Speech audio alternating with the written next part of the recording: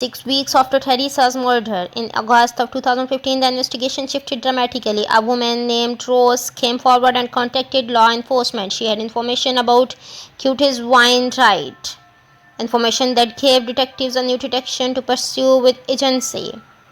What follows was methodical dismantling of the conspiracy as she culture. GPS data from the vehicle Wright had used placed that unbelievably on Bonita Springs on the night of June 28th. Walmart surveillance footage captured Wright and Rogers together on camera purchasing supplies in the period before the murder. Supplies that, when examined in context, looked exactly like preparation for what they were about to do.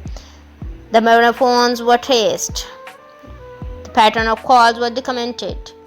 The use of signal was noted. The timeline was reconstructed call by call, location ping by location, ping, purchase by purchase, until the picture was not just suggestive, it was overwhelming and threatening. Though all of it, right back through the alarm code, back through the financial motive and the erased hard drives and the carefully constructed alibi.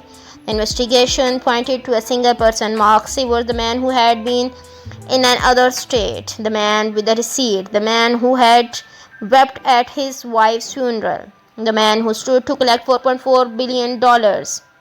If Teresa died before a divorce court could redistribute her assets. In February 2016, more than 7 months after Teresa was killed, Mark Severs was arrested and charged with first-degree murder. The charge carried the possibility of death sentence.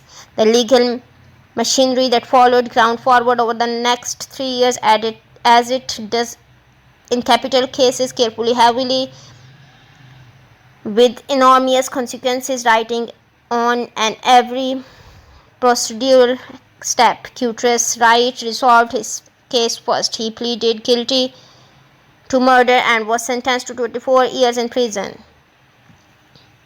His cooperation and testimony became part of the prosecution's case against the others. Jimmy Ray Rogers went to trial in October 2019. He was convicted to murder and conspiracy to commit murder. The jury gave him no path of freedom, life in prison without the possibility of a parole.